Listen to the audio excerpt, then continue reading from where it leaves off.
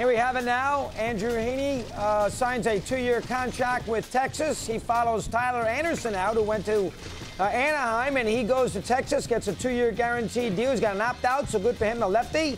He can help that Ranger rotation, of course, led by Jacob deGrom. Andrew says hello on this busy program. Andrew, thank you. Always a pleasure to talk. Appreciate a couple minutes here. Boy, not many pitchers can say they pitched at Yankee Stadium and Dodger Stadium. How about that for a sec? Let's talk about that. Go ahead.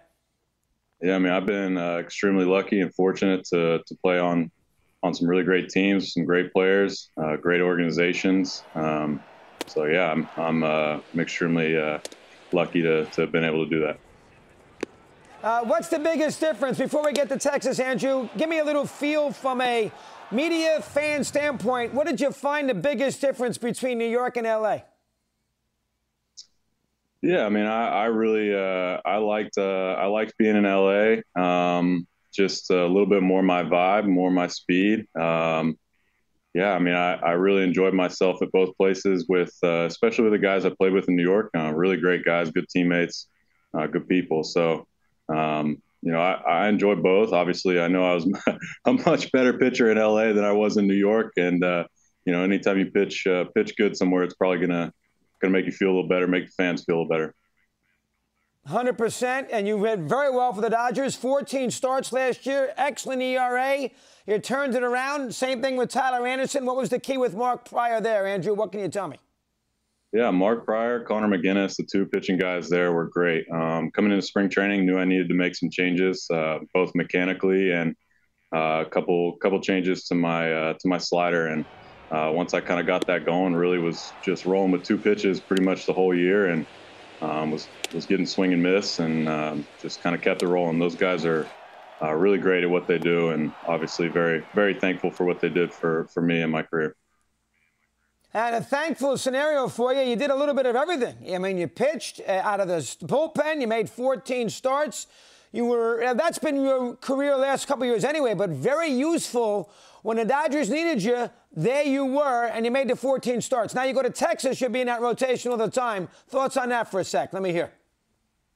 Yeah, I mean, of course, like I get to LA and I understand the position that I'm in, the position the team's in to win, trying to win a World Series. When it got down to the end of the year, I understood that, you know, my value was going to be coming out of the bullpen. So I have no problem with that. You know, you want to win, and whatever you can do to win, you're happy to do. Obviously, I'm extremely excited to be here in Texas, excited to be a part of this rotation, and you know, hope to stick in the rotation and throw a whole lot more than 72 innings or whatever I threw last year. So working hard to do that, and just excited to get going. Good for you. Excellent opportunity. Tyler Anderson leaves and you leave, so the Dodgers got to fill those two spots. Now with Texas, you got deGrom to anchor that rotation. That had to have some influence on you making a move, because they're going to be competitive, plus a new pitching coach, and Bochu's won 3 championships. How about that for a sec? Yeah, I'm excited to be a part of it. Obviously, we got a lot of new guys coming into the rotation, you know, between myself, Odorizzi, deGrom, you know, new pitching coach, new manager. So yeah, I think it'll be exciting. I think probably everybody's just ready to kind of get in and get going, get started. The ballpark and the environment in the American League West. Andrew, what can you tell me about that?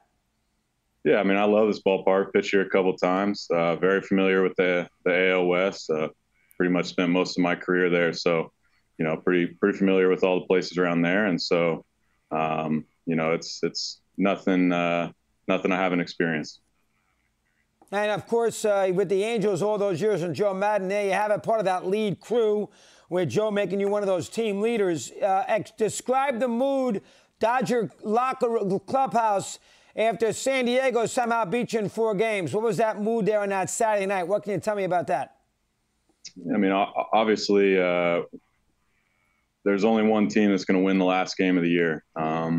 We really felt like we had that team. We felt like we were in a good position to do that. The Padres got hot. We weren't necessarily. You know, I think that's the beauty of baseball. Any team can win at any time. But yeah, I mean, obviously it was a disappointing finish, and you know, it's not the way that everybody on that team envisioned the season ending. 100%. All right, you go to Texas now. You look at your scenario a little differently than you did last offseason when you, as you said, wanted to refine yourself in L.A. Now you know exactly where you stand, so maybe you approach spring training in the beginning of the year a little differently. I know you're going to want to prove, to your new teammates that this outlay of finances was worth it. Give me your thoughts here on the getting ready for spring and how you approach spring this year compared to spring, say, last year out in Glendale with the Dodgers. Let me hear. Yeah, obviously, I spoke to it earlier. I was terrible, after I finished the season in 2021 with the Yankees, and knew it was kind of a bit more of a refining and, reimagining of kind of who I am as a pitcher. And I think this year I feel very confident in who I am, what I can do, and what I need to keep doing and what I need to improve on. So I think there's a little bit probably less tinkering, maybe you could say, and a little bit more just kind of going out there and getting prepared for a season. Pitch clock for you, Andrew. A lot of people think the hitters will have a harder adjustment than the pitchers. And if anybody has to adjust pitching-wise, it might be the guys out of the bullpen throwing 95 miles an hour who need a little more time to sort of get themselves organized for the next delivery. Shouldn't bother you too much. How about the pitch clock here as far as 2023 is concerned? Not going to bother me at all. I don't know where I rank, but I'd imagine I'm probably one of the quicker guys out there. I don't think I'll have any problem with it. I think you'll be fine with it. And the shift, does it help or hurt? I mean, we know it's going to help the offense. How does it hurt a pitcher now with the shift there? Some more ground balls are going to get through the infield. Give me a little rundown on how you feel it might affect the pitchers in baseball. I don't get many ground balls. I get a lot of fly balls, a lot of strikes.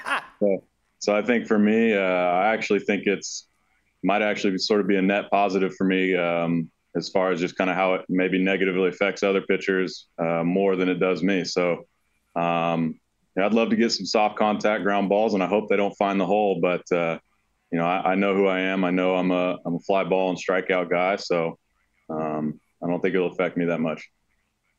And nice to get this done by Christmas, right? I mean, nobody wants to sit around there on the holidays wondering where you're going to pitch in 2023, even if you knew you were going to find a team eventually. Nice to get this done. You get yourself organized for the holidays. That's a break, correct? No, it's great. I mean, it's great for the fans too. I mean, I think everybody gets excited. They want to see, exciting winter meetings and see a lot of moves go down. It's good for the sport. Good for me personally. I'm down here in Dallas to get to work out and, be in the clubhouse and then, go home and kind of, get through the holidays and then really get going again and get down here some more. So, I mean, I'm excited, and I think it's, like I said, it's a net positive for everybody.